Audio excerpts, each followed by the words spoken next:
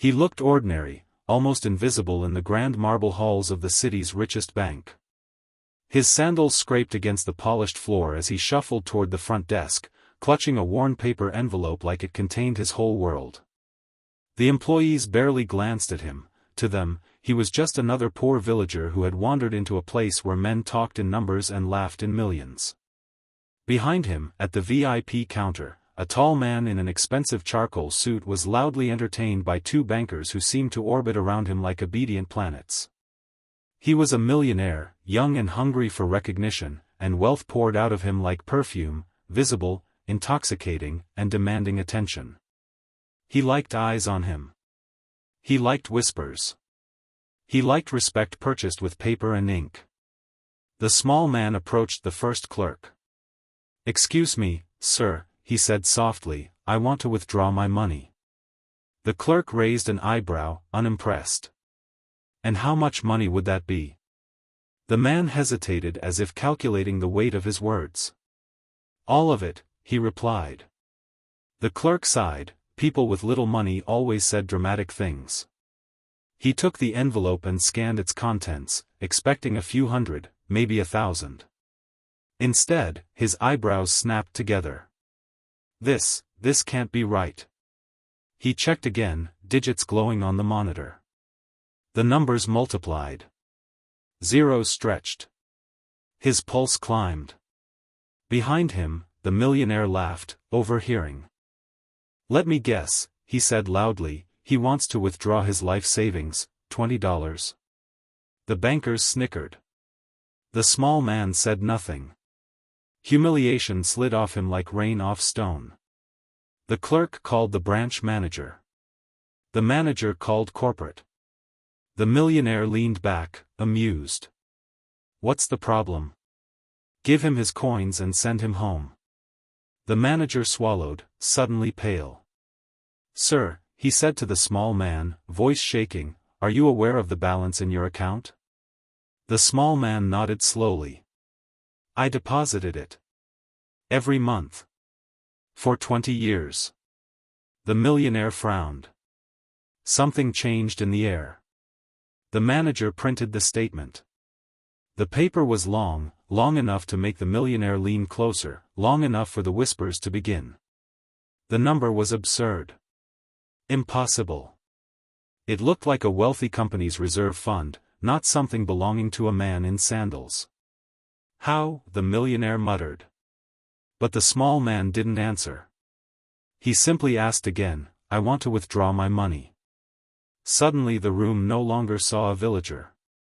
They saw a storm disguised in simplicity, a fortune quietly coiled for decades. And for the first time, the millionaire stopped laughing. Silence settled like dust over the bank floor. The millionaire stared, jealousy, confusion, and disbelief warring on his face. He had built his wealth fast, recklessly, through shouting and spectacle. But the small man had built his quietly, through patience, discipline, and time. "But how did you make this much?" the millionaire finally asked, unable to restrain himself. The small man shrugged. "Same way trees grow," he said. "Slowly. Without noise. But always upward."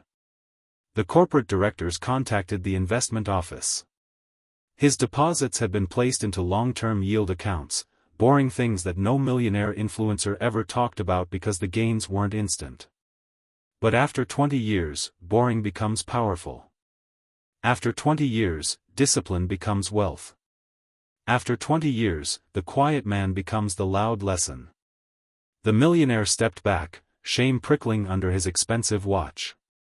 People gathered. The simple man commanded attention without trying, without flaunting, without shouting numbers.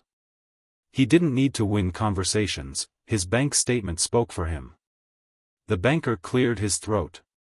"Sir, withdrawing the full amount today will require multiple authorizations. May we ask the purpose?"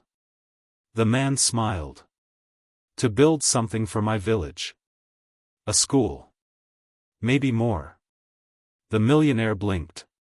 His money bought cars and parties and currency made of vanity. The villagers' money would buy futures made of children and pages and hope. And suddenly, the millionaire felt poorer than anyone in the room. As the transactions were processed, the millionaire approached, voice softer now. "Can we talk? Maybe teach me how you did it?" The villager smiled politely. "Plant seeds. Wait. Don't brag. Don't rush. Don't chase applause. Chase time." And just like that, his fortune, once invisible, became movement. Vans arrived. Papers were signed. Wealth transformed into purpose. Months later, in a village far away, children read from new books in new classrooms built from quiet money that grew in silence. And the millionaire? He visited often, not to show off, but to learn. Because that day at the bank didn't just change the man in sandals. It humbled the man in the suit. And both realized something simple and powerful: rich is loud. Wealth is quiet. But legacy? Legacy doesn't speak at all. It is spoken about. The paperwork crawled forward through channels of authority and procedure, signatures stacking like invisible pillars until the bank could no longer pretend that the small man with the sun-marked face and worn sandals was anyone less than a financial force. Whispers fluttered across the marble floor. Employees who had never cared to look twice now stared as if trying to memorize a legend in real time. The millionaire, so used to being the center of gravity in any room, found himself orbiting instead, quiet, observant, humbled in a way that no business loss or market crash had ever made him feel. He watched as the man patiently signed documents, not once boasting, not once demanding that the world acknowledge what he had done. His victory was quiet, and because it was quiet, it rang louder than applause. When the final authorization came through, one of the directors explained the logistics. Funds would be moved through escrow, bonds liquidated, certificates transferred. Large numbers had their own rituals, and this man, who once carried sacks of rice uphill paths for wages that tasted of sweat and scarcity, nodded as if these rituals were familiar to him. The millionaire's curiosity burned until he could no longer keep it contained. "Why a school?" he asked, genuinely rather than arrogantly. The man shrugged in that effortless way that suggested a lifetime of not needing validation. "Because knowledge is the only currency that grows even when you spend it," he replied, and those words slipped into the millionaire's mind like a stone into still water, sending ripples of reflection in every direction. After the funds were secured, the directors tried to persuade the villager to invest anew, offering him portfolios, consultants, charts and projections, glittering promises of more growth, more wealth, more zeros, but he smiled and declined.